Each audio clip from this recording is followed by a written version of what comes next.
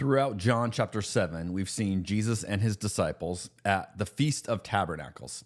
This is an 8-day festival, and lots of things are happening each and every day of this festival. There's sacrifices, there's prayers, singing, and rituals, and lots of teaching about water, about the significance of water, water as rain, water as divine provision, water and thirst as a metaphor for spiritual longing. All of this is asking God to bring winter rains so that they'd have food in the spring. So it's an entire festival talking about water. Now, each morning they had a tradition. Each morning the priests would go to the pool of Siloam. Jesus is going to be there in John chapter 9. There's a story we're going to look at that happens there. But they will go to the pool of Siloam, and with the high priest leading the way, they would carry a golden pitcher full of water from the pool of Siloam. They would take it to the temple, and they would pour it around the altar. They would do this every morning.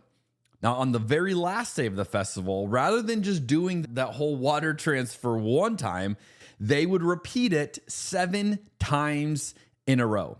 So imagine watching these priests go to the pool of Siloam, bring the water bucket, pour it, this whole thing. You're watching 7 different times, okay? That's what's going on during this festival. Then we get to John chapter 7, verse 37. On the last day, the climax of the festival, Jesus stood up and shouted to the crowds, "Anyone who is thirsty may come to me. Anyone who believes in me may come and drink. For the scriptures declare rivers of living water will flow from his heart." Now, when he said living water, he was speaking of the Spirit who would be given to everyone believing in him. But the Spirit had not yet been given because Jesus had not yet entered into his glory. Now, this is an incredible theatrical moment for Jesus to say this.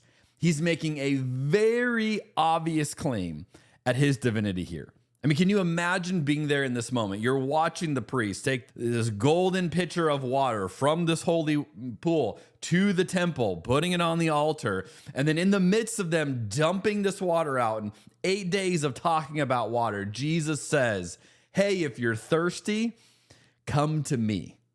I mean, you could just imagine everyone's like, you can't say that. Do you have any idea what that sounds like as we're all talking about needing water and going to God to get our water? Then he quotes a passage from the Old Testament, but we're not exactly sure what passage he's quoting. Scholars disagree on what they think Jesus might be referencing here. It's not a direct quotation. Now, some have suggested Ezekiel 47, and personally, I think that one makes a lot of sense. In Ezekiel 47, you have the temple portrayed with a river flowing out of the temple. Okay, so this is something that doesn't really logically make a lot of sense, but imagine this. You have this temple, and then you have water flowing out from the temple, and this water makes a river. And it's not just an ordinary river either. This river has profound power in everything that it touches. In Ezekiel 47, verse 8 says, "The waters of this stream will make the salty waters of the Dead Sea fresh and pure. There will be swarms of living things wherever the water of this river flows. Fish will abound in the Dead Sea, for its waters will become fresh." Now, I've actually been to the Dead Sea. I have swam in the Dead Sea, and there is nothing quite like it. You literally float because of all the salt and it's a funky, this is not fresh water at all. So in Ezekiel 47, this water that's coming out of the temple is going to make the Dead Sea back to life. It's going to be living. It's going to have fish in it again. This is an incredible image of death to life because of this river. And then in verse 12, we see this: "Fruit trees of all kinds will grow along both sides of the river. The leaves of these trees will never turn brown and fall. There will always be fruit on their branches. There will be a new crop every month, for they are watered by the river flowing from the temple. The fruit will be for food and the leaves for healing. Now, this entire scene, both what Jesus is quoting, if it is Ezekiel 47, and what Jesus is doing in the midst of this festival, is loaded with imagery of Jesus offering life. Not just like abstract, like, hey, once you die, maybe like, but like life, the things that you want, how we can thrive. That is what Jesus is offering. Now, I can't help but think about some marketing that I've heard, and there's a tagline that always comes to my mind whenever I think about this story. You may be familiar, 10, 15 years ago, there was a beer company, Dos Equis, had a famous commercial or a series of commercials, and they ended with a unique tagline. Stay thirsty, my friends. Stay thirsty, my friends. Isn't this the message of the world? Keep striving, keep trying, keep working more and more and more, always up and to the right. And Jesus is literally saying the opposite of that. Now, notice Jesus doesn't eliminate desire. He doesn't say you shouldn't be thirsty. Why do you have a thirst? He's not faulting anyone for their thirst, but he's redirecting their thirst. He's saying, hey, you have this whole ritual and festival and all these things you're doing, and this is how you think God's going to provide. But actually, just come to me with that thirst. And again, you can imagine them going, but no, we go to God, and that's how we do it. We do this whole festival, and just like, no, you just come to me now, and you come to me for this.